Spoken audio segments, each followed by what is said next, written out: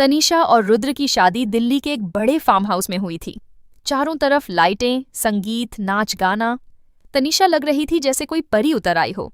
रुद्र भी बहुत हैंडसम लग रहा था, सफेद शेरवानी में। सब कुछ एक सपने जैसा था। फेरे हुए, सिंदूर हुआ। विदाई के समय तनीषा की माँ रो रही थी, लेकिन तनीषा मुस्कुरा रही थी। उसे लगा, मैं दुनिया की सबसे खुशकिस्मत लड़की हूं। रुद्र ने उससे शादी से पहले कभी कहा था, मैं तुमसे बहुत प्यार करता हूं, हमारी जिंदगी बहुत अच्छी होगी। तनीषा को वो दिन याद आते थे जब रुद्र उसके लिए उसके कॉलेज के गेट पर घंटों खड़ा रहता था। लेकिन शादी के दिन कुछ अलग था। रुद्र खामोश था। तनीषा ने सोचा, शायद थक गया है। फोटोग्राफर ने जब कहा, दूल्हा मुस्कुराइए, तो रुद्र ने जबरदस्ती मुस्कुरा दी। तनीषा के दिल में एक छोटा सा तीर चुभा। क्या बात है? रात को जब दोनों होटल के स्वीट में पहुंचे, तनीषा ने उसका हाथ पकड़ा। रुद्र ने हाथ नहीं हटाया, लेकिन उसमें वो गर्माहट नहीं थी जो पहले हुआ करती थी। होटल का कमरा बहुत खूबसूरत था। बेड पर गुलाब की पंखुड़ियां बिखरी थीं, शैंपेन की बोतल रखी थी और बाथरूम में बबल बाथ तैयार था। तनीषा बहुत एक्साइटेड थी। उसने सोचा, ये वो रात है जिसका मैंने हमेशा सपना देखा है। उसने नहाकर लाल नाइटी पहनी, थोड़ा परफ्यूम लगाया और बाथरूम से बाहर आई। रुद्र ने उसकी तरफ देखा, फिर फोन उठा लिया। पहले तो तनीषा को लगा शायद कोई जरूरी कॉल है, लेकिन उसने देखा रुद्र व्हाट्सएप चला रहा था, दोस्तों के ग्रुप में मैसेज पढ़ रहा था, रील्स देख रहा था। तनीषा ने पास जाकर कहा, रुद्र, हाँ, आज हमारी पहली रात है। मैं रोज आराम से नहीं कर पाता, आज कर लेता हूं, तुम सो जाओ। तनीषा सुन्न हो गई। वो बिस्तर के एक कोने पर बैठ गई। रुद्र अभी भी फोन में था। 5 मिनट, 10 मिनट, 20 मिनट, फिर उसने फोन चार्जिंग में लगाया और कहा, लाइट बंद करूं? तनीषा ने कहा, हाँ। लाइट बंद हुई। अंधेरे में तनीषा की आंखें खुली रहीं। रुद्र मिनटों में सो गया, खर्राटे लेने लगा। उस रात तनीषा ने एक सच्चाई देखी। उसके पति का दिल उसमें नहीं था। वो शायद दोस्तों के दबाव में, परिवार के दबाव में, या बस सही उम्र आने पर शादी कर बैठा था। पर तनीषा से उसे प्यार था या नहीं, इसका जवाब उसे उस रात मिल गया। सुबह हुई।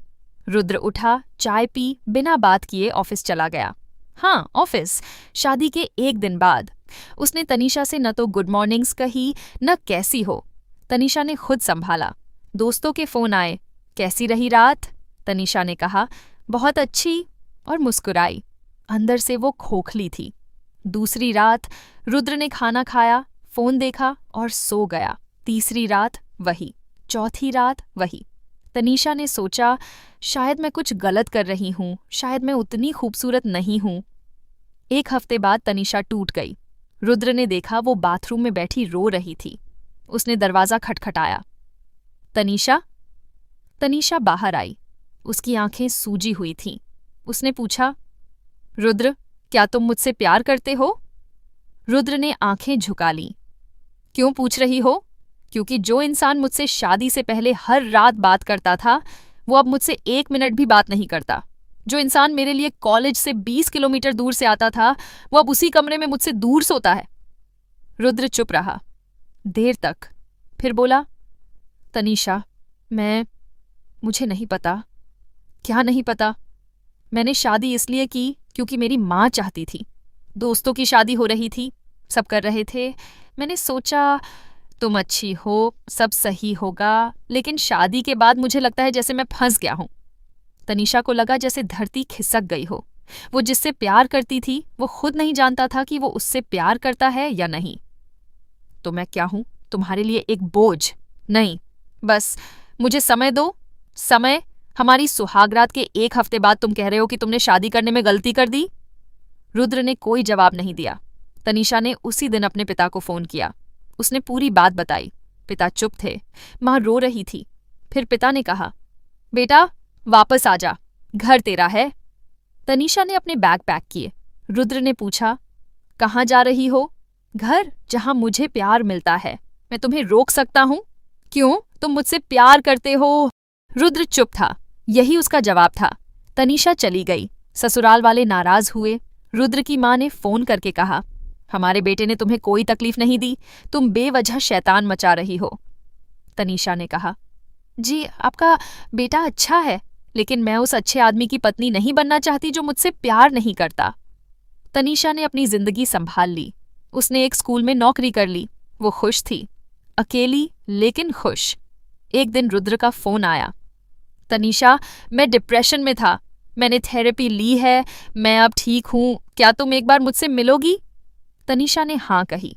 वो एक कॉफी शॉप में मिले। रुद्र बदला हुआ लग रहा था, पहले से कहीं अधिक शांत पर ज्यादा स्पष्ट। उसने कहा, मुझे पता है मैंने तुम्हारे साथ गलत किया। मैं फिल्मों का हीरो बनना चाहता था, पर हकीकत से भाग रहा था। मुझे समझ में आया कि तुम मुझसे बस शादी के लिए नहीं, बल्कि साथ रहने के लिए चाहिए थी। अब क्या चाहिए तुम्हें? मैं चाहता हूं कि तुम वापस आ जाओ। इस बार मैं तुमसे बात करूंगा, सुनूंगा, हंसूंगा, और हाँ, अब मैं वो रात दोबारा बर्बाद नहीं करूंगा जो असल में सुहागरात होती है। तनीषा ने शर्त रखी, पहले प्यार दिखा, फिर मैं वापस आऊंगी। रुद्र ने 3 महीने तक उसके स्कूल के बाहर हर दिन फूल लाकर दिए, उससे बात की, मैसेज किए, उसकी रुचियों में दिलचस्पी दिखाई। 3 महीने बाद तनीषा ने कहा, चलो एक बार फिर से शादी करते हैं। फिर से? हाँ, हमारी पहली शादी तुमने की थी, अब दूसरी शादी मैं करूंगी। और उन्होंने दोबारा शादी की, इस बार सिर्फ तनीषा और रुद्र, बिना बारात, बिना डीजे, बिना दबाव। उस रात जो उनकी दूसरी शादी की पहली रात थी, रुद्र ने तनीषा की ओर देखा। उसने उसका हाथ थाम लिया। तनीषा, मैं जानता हूं पिछली बार मैं सो गया था, इस बार मैं जाग रहा हूं, तुम्हारे लिए, हमारे सपनों के लिए। तनीषा मुस्कुराई। उसने कहा, सच्ची सुहागरात वो नहीं जहां शरीर पास हो और दिल दूर। सच्ची सुहागरात तो आज है, जब तुम जाग रहे हो। वो रात उन्होंने बातों में बिताई, पुरानी यादें, नए सपने, बीते दर्द, और जब सुबह हुई तो रुद्र ने कहा, गुड मॉर्निंग मेरी असली पत्नी। तनीषा हंसी। अब उसकी हंसी में वो आज़ादी थी जो हर लड़की चाहती है, कि वो चाहकर भी किसी की बेवजह की पत्नी नहीं बनी। वो तब आई जब दिल ने कहा, अब आओ,